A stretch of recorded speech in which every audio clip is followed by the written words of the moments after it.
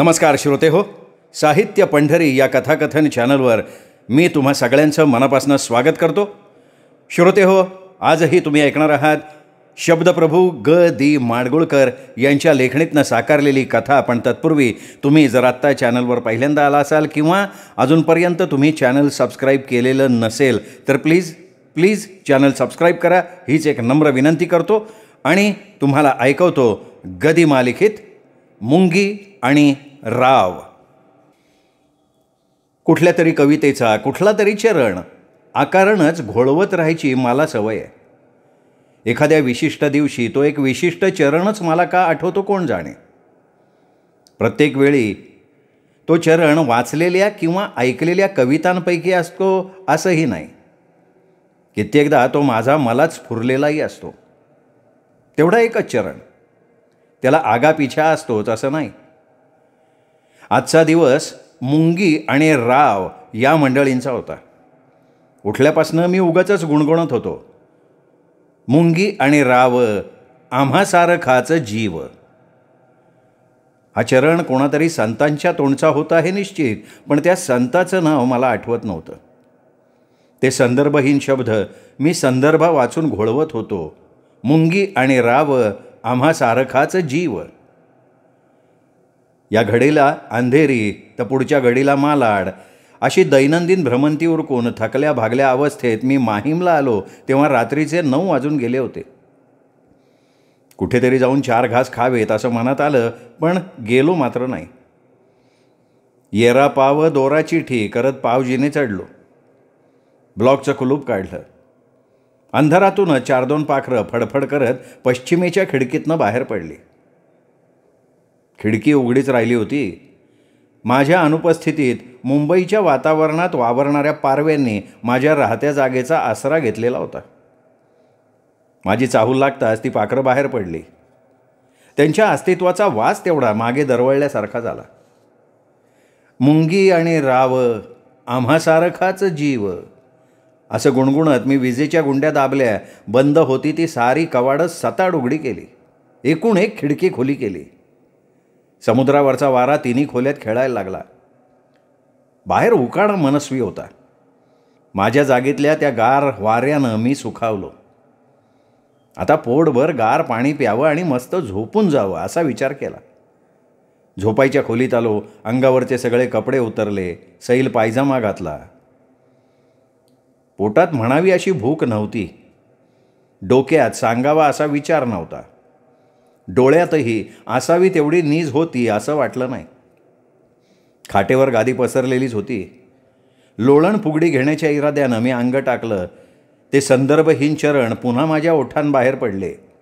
मुंगी आणि राव आम्हा सारखाच जीव. कुठलं काय बडबडतोय मीच मला शब्दात वाचून विचारलं. उत्तर आलं नाही, फक्त हसू आलं. मी मलाच हसलो. मग मात्र ती ओळ मोठ्यांदा गुणगुणायची नाही असं मी ठरवलं. स्वस्थ पडून राहिलो, अगदी स्वस्थ. मला बेसावध अवस्थेत बघून ते शब्द 2-4दा घशाबाहेर आले, पण मी त्यांना दटावून परतवून लावलं. त्यानंतर कितीतरी वेळ मी जागा होतो. विजेचा दिवा जवळ होता. डोळे उघडे होते. अगदी भडक रंगात रंगवलेली श्री गणेशाची तसबीर, भारताच्या पंतप्रधानांचं चिंताक्रांत छायाचित्र, शेल्फमधली पुस्तकं, टिपॉयवरचा मळका खोजा आणि जुनाट पेले.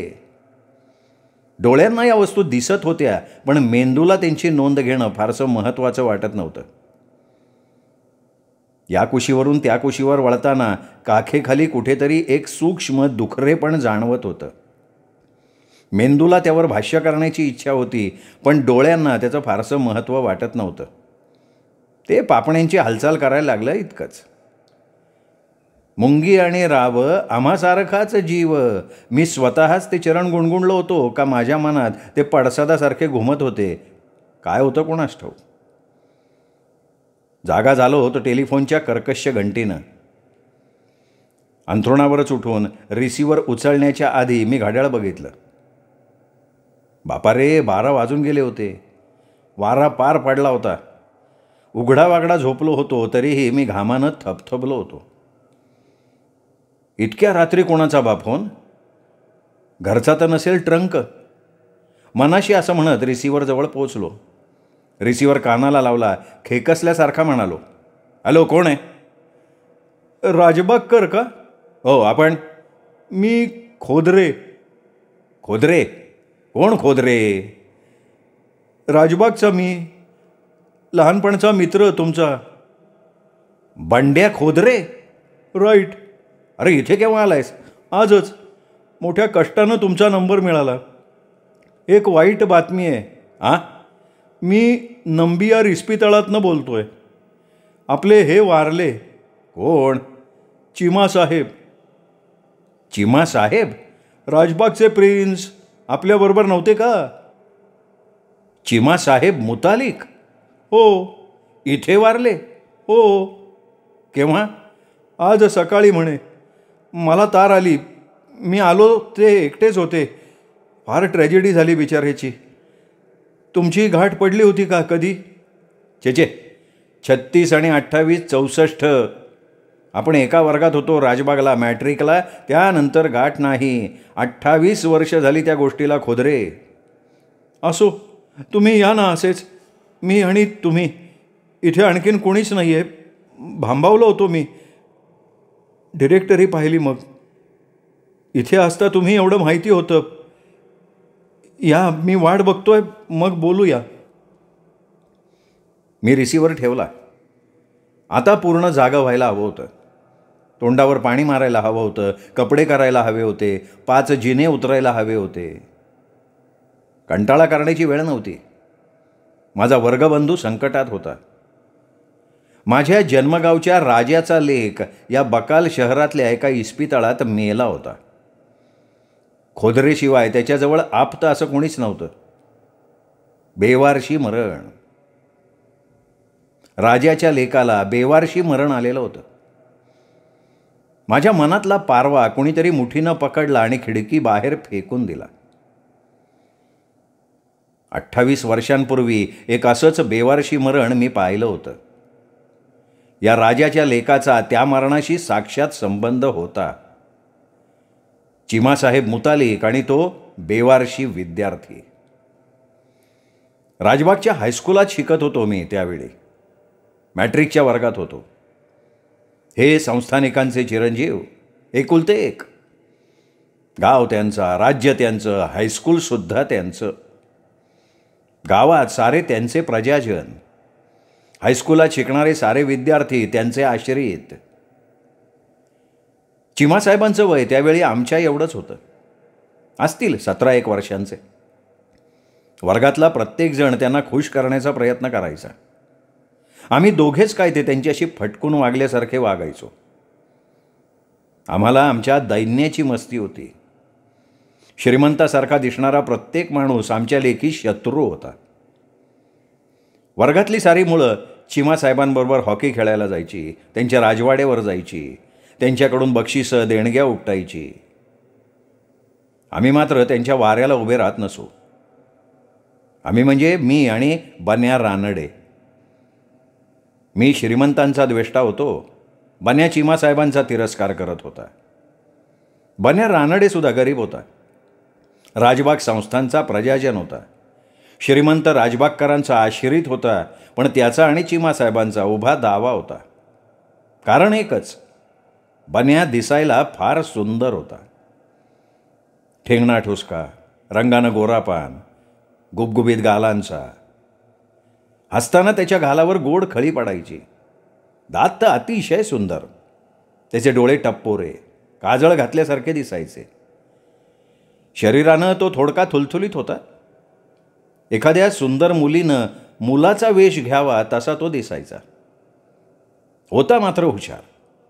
साऱ्या विषयात सारखीच गती होती त्याची. पूर्वी तो आणखीन कुठल्या तरी संस्थानात शिक्षणासाठी राहिला होता. नुकताच मॅट्रिकसाठी आमच्या वर्गात आला होता. तो पहिल्यांदा आला तेव्हा वर्गातल्या पोरांनी थोडा गिल्ला केला होता. पण त्याची अभ्यासातली गती पाहिल्यावर जो तो खजील झाला होता आणि त्याच्याशी बिचकून वागायला लागला होता. बन्या फारसा कोणाशी बोलत नसे, कोणात मिसळत नसे. आपण भलं आणि आपला अभ्यास बाला. चिमासाहेबांची ओळख करून घेण्याचा खटाटोप तर बन्यानं कधीही केला नाही. चिमासाहेबांनीच एक दिवशी त्याला हाक मारली. बन्या जिना उतरत होता. चिमासाहेब पाठोपाठी येत होते. त्यांच्याबरोबर खोदरे, चिंत्या, बारटक्के ही त्यांची हुजरे मंडळीसुद्धा होती. अहो, चिमासाहेबांनी हाक मारली. बन्यानी मागे वळून बघितलं. तो थांबला नाही. वाढत्या गतीनं जिना उतरायला लागला. अहो, चिमासाहेबांनी परत हटकलं. बन्या थांबला नाही. खोदरे, राजाच्या लेकानं बरोबरच्या एका सवंगड्याला साथ घातली. जी. खोदरे पुढे झाला. जा रे, पकड तिला. तमाशात ओरडतात तसे चिमासाहेब ओरडले. खोदरे 3-4 पायऱ्या खाली आला आणि त्याने बन्याचा हात धरला. बन्या मागे वळाला. त्याच्या डोळ्यात तिरस्कार तरारला होता. नाकातनं निश्वास उमटत होता. चिमासाहेबसुद्धा तेवढ्यात जवळ येऊन पोचले. का हो रानडे काकू, रागवलात का एवढ्या? राजाच्या लेकानं खिदळत विचारलं. बन्याचा संताप अनावर झाला. त्याच्या अंगी कुठून एवढं बळ आलं कोणाला माहिती. त्यांनी असा जबरदस्त हिसडा मारला की खोदरे कडमडत जाऊन कठड्यावर आदळला. त्याला सावरण्यासाठी चिमासाहेब वगैरे पुढे होत आहेत, तोच बन्यानी सटला. त्यांनी पार आपला विद्यार्थी निवास गाठला. बघ्यांच्या गर्दीत मी सुद्धा होतो. तो सगळा प्रकार मी प्रत्यक्ष बघत होतो. प्रतिकार करायची हिंमत नव्हती. मी आश्रित होतो. चिमासाहेबाला तमाशाचा नाद लहानपणापासून आहे ही गोष्ट लोकविख्यात होती. त्याला मद्य आणि सिगरेटचं व्यसन असल्याच्याही वार्ता होत्या. खोदरे, बारटक्के, चिंत्या यांनीच त्या तिखट मीठ लावून गावात विकलेल्या होत्या. मुतालिकांच्या जहागिरीतल्या साऱ्या खेड्यापाड्यांना आपल्या राजपुत्राचे गुण माहिती होते. चिमासाहेबांना कळावं या हेतूनं वर्गशिक्षकांनी दुसरे दिवशी आमचा सारा वर्ग बाकावर उभा केला. रानड्यासारखा विद्यार्थी या शाळेत आहे ही या शाळेच्या भाग्याची गोष्ट आहे हे पुन्हा सांगितलं. पुन्हा अशी झोंबाझोंबी शाळेच्या आवारात चालणार नाही असा दमसुद्धा दिला. राजाच्या कृपेनं मृतांना खाणारी सगळी पोरं बिचकली, पण राजाच्या लेकानं बन्याची पाठ सोडली नाही. तो बन्याला पत्र लिहायला लागला. कुमारी बनू रानडे, विद्यार्थी निवास अशा पत्त्यावर कोणाच्या तरी हाती तो ती पाठवायला लागला. विद्यार्थी निवासाच्या व्यवस्थेसाठी नेमलेल्या शिक्षकांनी ती मध्येच फोडली, वाचली. कुणी लिहिली असावी ते ओळखलं.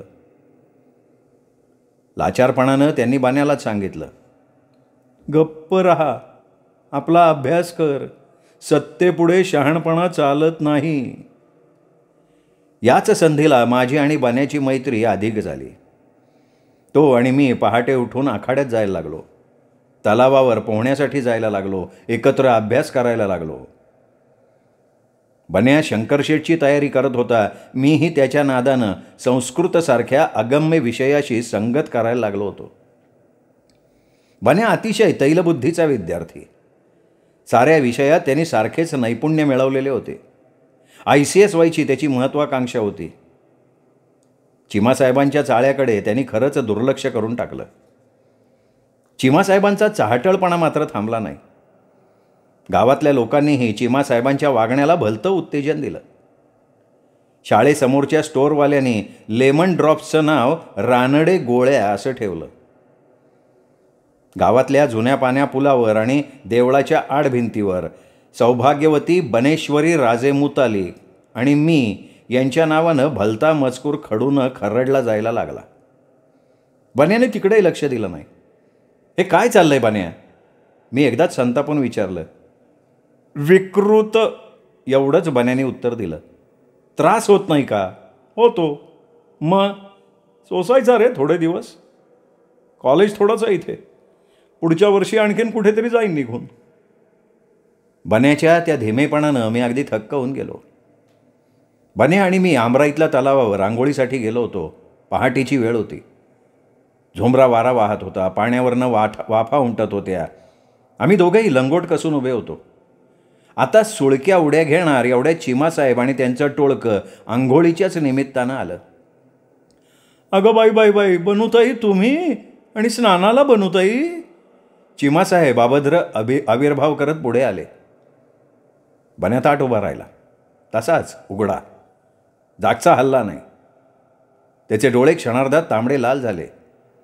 तो मूर्ख राजपुत्र पुढे आला. भुकेल्या कुत्र्याच्या डोळ्यांनी बन्याच्या उघड्या अंगाकडे बघायला लागला. बन्या तसाच ताठ होता. चिमासाहेब एक एक पाऊल टाकत पुढे सरू लागला. मी खूप घाबरलो. पण एवढ्यात थोरल्या राजेसाहेबांची बग्गी त्या दिशेला आली आणि चिमासाहेबानं पळ काढला. आम्ही पहाटे आंघोळीला जायचं बंद करून टाकलं. बन्याच्या नावाची पत्रं तशीच येत राहिली. निवासाच्या देखरेखीसाठी योजलेल्या शिक्षकांनी त्यातलं एकही पुढे बन्याच्या हाती लागू दिलं नाही.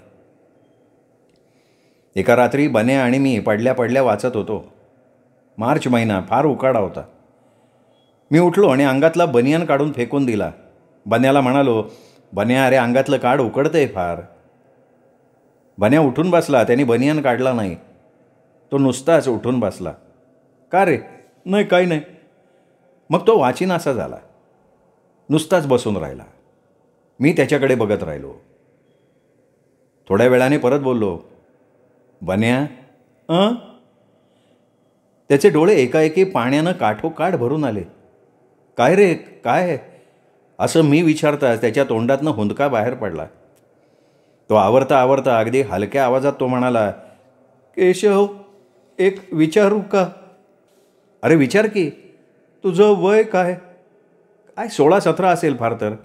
म्हणजे माझ्या एवढंच बहुतेक. तुला नाही का असं झालं? कसं? अरे माझ्या का नाही? आणि तो बोलताना थबकला. अरे बोल. तो अंमळ थांबला आणि नंतर म्हणाला, घोड्याला स्तन नसतात नाही का रे? कोण जाणे बाबा. आणि अर्जुनालाही नव्हते असं म्हणतात. आपल्याला नाही बा ठाऊक. पण स्तन सर्वांना असतात, नरांना माद्यांना सुद्धा. माणसांना तर असतात बुवा साऱ्या. पण अरे पण काय?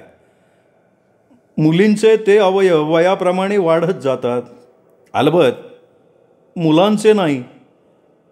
ते कशाला वाढतील? असं म्हणत मी खदखदून हसलो. मग मग काय रे?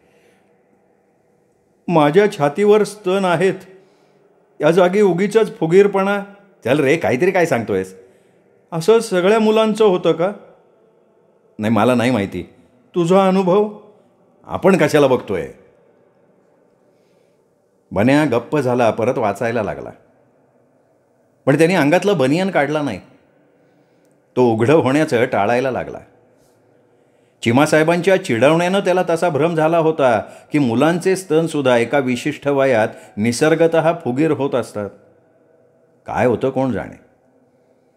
माझ्याशी देखील बन्या तुसडेपणानं वागायला लागला. तो आधीच आबोल होता तसा तो आणखीन आबोल झाला. रस्त्यातून जाताना तो खाली बघून चालायला लागला. हसणं ही क्रियाच तो विसरून गेला. जेवीनासा झाला, अभ्यास करीनासा झाला. त्याचं वागणंच बदलून गेलं. चिमासाहेबांचे चाळे चालू होते. त्यांनी त्याला चॉकलेटच्या वड्या काय पाठवल्या, पावडरचे डबे काय धाडून दिले. बन्यानं त्यातलं काही एक घेतलं नाही. पण तो आतल्या आत कुढत रडत राहिला. परीक्षेच्या आधी थोडे दिवस स्नेहसंमेलन झालं. त्यात तर चिमासाहेबांनी कमाल केली. फिशपॉंड म्हणून बन्याला खोट्या मोत्यांची एक माळ दिली. पोरांनी टाळ्या पिटल्या. पण बन्याच्या डोळ्यातनं धारा व्हायला लागल्या. त्याचं सांत्वन करावं म्हणून मी त्याच्या जवळ जायचा प्रयत्न केला. पण तो उठून दूर निघून गेला. चिमासाहेबांच्या पाठोपाठ सारेच बन्याचा छळ करायला लागले. त्याच्या खोलीच्या दारावर कोणीतरी इश्श, चलागडे असे उद्गारच गिरगटून ठेवले. चिमासाहेबांनी केव्हा कोणास ठाऊक बन्याचा एक बस्ट फोटो काढला होता. त्याची एक प्रत खोदऱ्यानं हस्तगत केली. तो फोटो त्यांनी एका लहानशा कागदी डब्यात बसवला. वरचं झाकण पारदर्शक अभ्रकाचं केलं. झाकणाच्या आत एक दुसरं पुष्टीपत्र घातलं. ते पुष्टीपत्र हळूहळू सरकवता येईल अशी त्यांनी योजना केली. पोरांच्या घोळक्यात उभं राहून मग त्यांनी एक चाळा चालू केला. त्या डबड्यातलं ते पुष्टीपत्र तो हळूहळू खाली सरकवी. पाहणाऱ्याला दिसे विपुल केशसंभार, त्यावर फुलांची वेणी, नंतर विशाल कपाळ, त्यावर कुंकवाची सुबक टिकली. मग बन्याचे टप्पोरे डोळे, बन्याचीच सुंदर मुद्रा, त्याच्या गालावरची खळी. खोदरे ते पुष्टीपत्र आणखीन खाली ओढी. पाहणाऱ्या दृष्टीला सुद्धा युवतीचे उघडे खांदे दिसत आणि नंतर फुगीर, नजरेला वेडं करून सोडणारे उरोज. पाहणारे टाळ्यापिटात ओरडत. खोदरे ती पटी पटकन खिशात घाली आणि खिदळत तिथून पळ काढी. पुढे तर मला समजलं की चिमासाहेबांनी त्याला पकडलं आणि कवेत सुद्धा घेतलं. खोदरे, बारटक्के, चिंत्या हे त्रिकूटसुद्धा त्यावेळी तिथे हजर होतं. मॅट्रिकच्या परीक्षेसाठी मी पुणे सेंटर घेतलं. बन्या मात्र सर्वांबरोबर साताऱ्याला गेला. साताऱ्याला चिमासाहेबांचा एक वाडा होता. तिथे सगळ्यांची सोय होणार होती. तिथे परत चिमासाहेबांनी त्या बापड्याची खूप थट्टा केली. एखाद्या तमाशातल्या मुलीशी वागावं तसं वागले ते त्याच्याशी. परीक्षा झाली, सगळे विद्यार्थी घरी परतले. बन्या मात्र राजबागलाच परत गेला. परीक्षेचा रिझल्ट लागण्यापूर्वी मला तार मिळाली, बन्या राजबागला फार आजारी आहे. मी धावत गेलो. सगळे विद्यार्थी निघून गेले होते. त्या निवासात बन्या एकटा होता आणि बन्या हे जग सोडून गेला होता. संस्थानी डॉक्टरांनी ते मरण नैसर्गिक असल्याचा निर्वाळा दिला. मेंधी तोंड गप्प बसली. चिमासाहेबांच्या चिडवण्यानं त्यातला पुरुष कणाकणानं झिजला आणि आपल्यातला पुरुष मेल्याचं जाणवलं तेव्हा बन्यानं तो सगळा जन्मच फेकून दिला होता. अगदी कोवळ्या वयात बन्याला तसलं बेवारशी मरण आलं. बन्या, गुलाबाच्या फुलासारखा बन्या, धुळीत पडलेल्या निर्माल्यासारखा दिसत होता शेवटी. त्या कोवळ्या वयातही मला त्यावेळी पुष्कळ कळलं होतं, पण मी काय करणार होतो. बन्याची केस न्यायालयात गेली नाही. बन्यासाठी कोणी न्याय मागू शकलं नाही. पण आज अरे बापरे, मी तसाच बसून होतो. पुन्हा टेलिफोनची घंटा खणखणली. मी रिसिव्हर उचलला. हॅलो, कोण? अहो, मी खोदरे. येताय ना तुम्ही? आलोच. लवकर या हो, इथे दुसरं कोणी नाही आहे. हो, येतो. टेलिफोन परत स्टँडवर ठेवता ठेवता मी थबकलो. रिसिव्हर स्टँडवर ठेवण्याऐवजी मी तो खाली चौपाईवर ठेवला. तारा आहेत, पण त्या परत जुळवायला नकोत, असला काहीतरी विचार मनात आला. मुंगी आणि राव आम्हा सारखाच जीव, त्या निरर्थक ओळी परत निनादल्यासारख्या झाल्या. मी त्यांना मुठीत पकडलं, पाखरासारखं पश्चिमेच्या खिडकीतनं बाहेर फेकून दिलं. 5-6 दिवसांनी खोदरेने मला गाठलं. तो अंधेरीला माझ्या ऑफिसातच आला. राजाच्या लेकाच्या बेवारशी मरणाची कथा त्याने इत्थंभूत सांगितली. त्याच्यासाठी मीही एक सुस्कारा टाकला. त्या दिवशी अपरात्री वाहनच न मिळाल्याचं धादांत असत्य खऱ्या इतकं रंगवून मी त्याला सांगून टाकलं. मध्ये भेटच नव्हती का तुमची आणि चिमासाहेबांची? नाही हो, मुळीच नाही. पण तो तर चांगला धडधाकट माणूस होता नाही का? फार लवकर गेला. बाईनी मारलं त्याला. बाईने? तशी बाई नाही, तशा बाया 100 पचवल्या त्यांनी. मग ही राणीसाहेब त्यांची बायको? हो. ते कसं काय? फार चवचाल बाई हो. याच्यासमोर कुणाचाही हात धरून जायची ती. मोठ्या राजघराण्यातली आहे, बोलायची पंचायत. पूर्ण पुरुष होता चिमासाहेब. या बाईनी त्याच्या पुरुषत्वाचीच थट्टा केली हो. त्यांनी पार खचला बघा तो, पार खचून गेला. मग व्यसनाधीन झाला. 24 तास बेहोश असायचा. नैसर्गिक मरण नाही आहे बरं का हे, हा खून आहे, खून. पण आता बोलून काय उपयोग? राणी म्हणून मोजून तनखा घेणार बघा ती बाया. खोदरे पुष्कळ काही सांगत होता.